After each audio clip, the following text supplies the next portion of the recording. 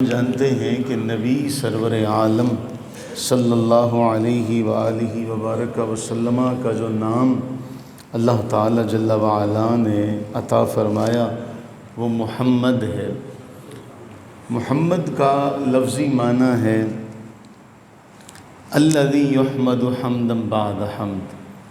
کہ ایسی ذات جس کی لگاتار پہ ہم حمد کی جائے، جو سراپا حمد ہو۔ آپ دیکھیے کہ رسول اللہ صلی اللہ علیہ وسلم کی ذات کے وصف کے حوالے سے ہم نے پہلے بھی یہ بات ایک بار کہی تھی کہ ایک آپ کا نام محمد اور دوسرا احمد صلی اللہ علیہ وآلہ وبارک وسلم۔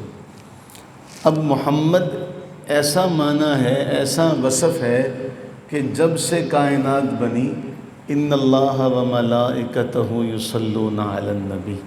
اللہ تعالی جل وعلا محبوب کریم علیہ السلام پر رحمتیں نازل کرتا چلا جا رہا ہے۔ ورفعنا لک ذکرک، اور پھر قرآن کہتا ہے وَلَلْآخِرَةُ خَيْرٌ لَكَ مِنَ الْأُولَىٰ، کہ اے محبوب صلی اللہ علیہ وسلم آنے والا ہر لمحہ آپ کے لیے گزرے ہوئے لمحے سے افضل ہوگا۔ اب اس کی مفسرین نے اپنے اپنے تئیں اس کی توضیحات بیان کی ہیں۔ امت بڑھ رہی ہے تو ہر لمحہ کوئی نہ کوئی درود پاک پڑھنے والا بڑھتا چلا جا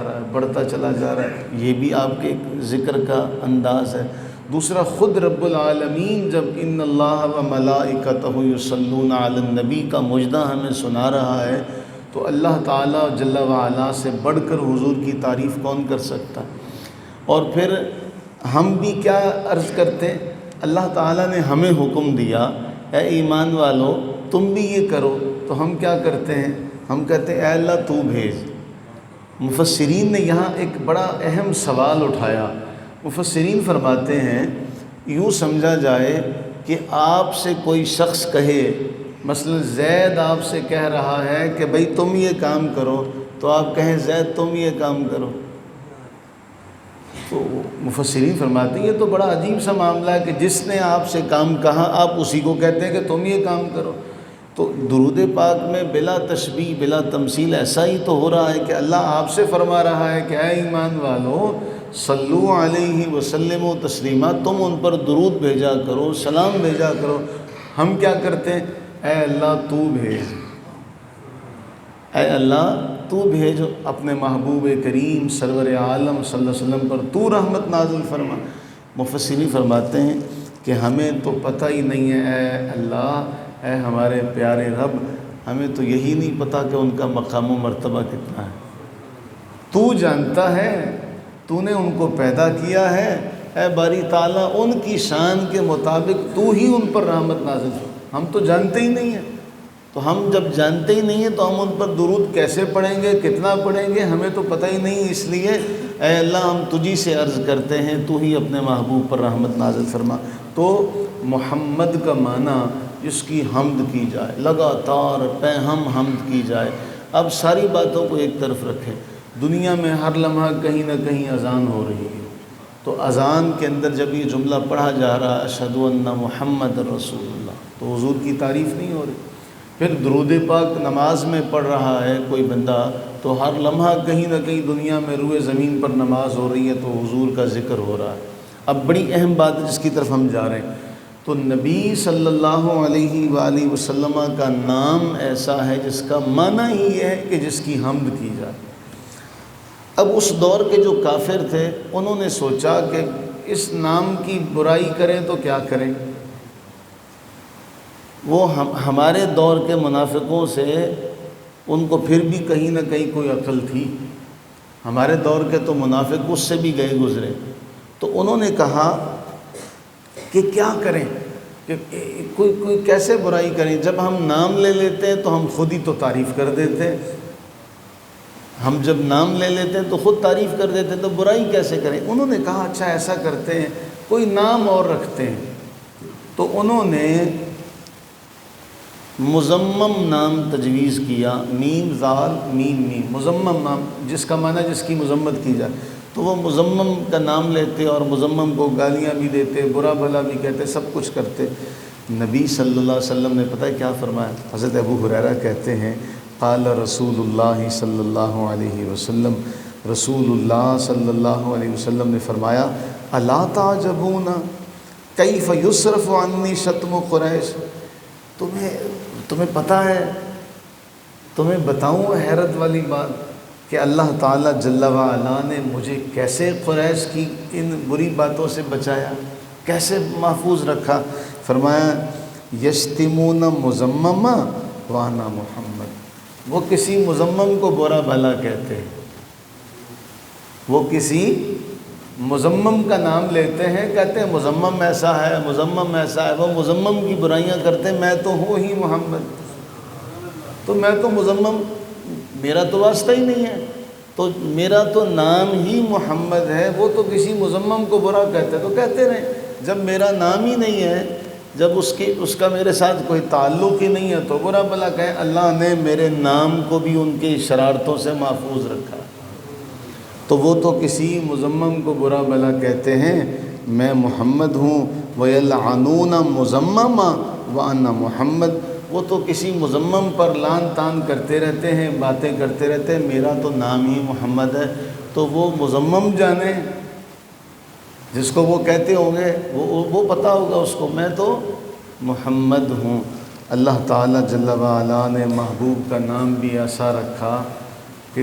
وہ کفار باتیں بھی کریں تو یہ نام نہ لے سکے، وہ جب برا بھلا کہنے کا سوچے بھی تو وہ کوئی اور نام تجویز کریں تو آپ فرما دیں وہ تو میرا نام ہی نہیں ہے۔ اللہ تعالیٰ نے ایسے محبوب کریم علیہ السلام کے نام کو محفوظ رکھا۔ آج تصور کریں، ایک باپ کے سامنے اولاد بیٹھ کر یہ بات کر رہی ہو، ابا جی کو یہ کام آتا ہے، دوسرا کہے نہیں ابا جی کو یہ نہیں آتا، ایک کہے ابا جی کو اس بات کا پتہ ہے، ابا جی کو تو خبر ہی نہیں ہے اس بات کی، تو اس باپ کے اوپر کیا بیتے گی۔ آج امت میں یہ بات ہو رہی ہے، نبی صلی اللہ علیہ وسلم کے علم کے حوالے سے، آپ کی ذات کے اختیار کے حوالے سے، یہ موضوع ہی نہیں تھا، اس امت کا یہ موضوع ہی نہیں تھا کہ ان باتوں کو لے کے امت یہ بات کرتی، یہ بحث چھیڑی جاتی امت میں کہ حضور کو یہ اختیار ہے، حضور کو یہ فلاں پتہ ہے، فلاں نہیں پتہ۔ میں نے ایک بار پہلے بھی کہا تھا، آج دوبارہ وہ بات کروں، ہم نے 1998 میں فیصل آباد میں ایک بزرگ عالم دین کا بیان سنا تھا، تو انہوں نے اپنے بیان میں ایک جملہ کہا تھا، یہ واقعہ ہم یاد کر لیں تو ہمارے سارے معاملات اور مسائل کا اس میں حل مل جائے گا۔ وہ کہتے ہیں کہ میرا ایک مناظرہ طے ہو گیا، مناظرہ طے ہوا کہ رسول اللہ صلی اللہ علیہ وآلہ وسلم، محمد رسول اللہ صلی اللہ علیہ وسلم کے علم کے حوالے سے، آپ کے اختیار کے حوالے سے، کہ میں نے ثابت کرنا تھا اللہ تعالیٰ نے اپنے محبوب کو علم عطا کیا جس کا کوئی حد کوئی کنارہ نہیں ہے، ہم تو عام آدمی کا علم نہیں جان سکتے، رسول اللہ صلی اللہ علیہ وسلم کے علم کے بارے میں ہماری اوقات کے کہ ہم اس کو ماپ سکیں، ہم تو کہتے ہیں یا اللہ تو رحمت نازل کر، ہمیں تو یہی نہیں پتہ کہ وہ سستی کا مقام کتنا۔ تو وہ کہتے ہیں کہ جب یہ سارا مناظرہ طے ہو گیا تو اس سے پہلے میں نے کہا کہ سارا نتیجہ اس بات پر نکلے گا کہ جتنے بھی دن مجھے ملے، میں نے جب بھی قرآن کھولا اس لیے کھولا کہ حضور کا کوئی وصف مل جائے، حضور کی کوئی تعریف مل جائے، میں نے جب بھی حدیث کی کوئی کتاب کھولی اس لیے کھولی کہ حضور صلی اللہ علیہ وسلم کی کوئی تعریف مل جائے، کوئی کمال مل جائے، سیرت کی کتاب کھولی، تاریخ کی کتاب کھولی، تو بتا تو نے قرآن کس لیے کھولا، تو نے حدیث کی کتاب کس لیے کھولی، تو نے سیرت کی کتاب کس لیے کھولی، بس جواب مل جائے گا۔ اللہ سے دعا کریں اللہ تعالیٰ محبوب کے ثنا خانوں میں رکھے، اللہ تعالیٰ ہمیں ہماری نسلوں کو اپنے محبوب کے ثنا خانوں میں شمار کیے رکھے۔ اسی ثنا خوانی پر وہ شیخ سعدی نے کیا کہا تھا، زباں تا بود در دہاں جائے گیر، ثنائے محمد بود دل پذیر، کہ جب تک منہ میں زبان ہے نا، قائم ہے نا، حضور کی تعریف دل کو پسند رہے گی، مجھے اور کوئی محبوب بھائے گا ہی نہیں، بس میرا تو ایک ہی محبوب ہے، میں اسی محبوب پر ہر سانس کے ساتھ درود پڑھتا ہوں، صلی اللہ علیہ وآلہ وبارک وسلم دائما ابدا۔ اللہ تعالی ہمیں اسی پر زندگی گزارنا نصیب فرمائے، اسی پر ہم سب کا خاتمہ فرمائے۔ اللہ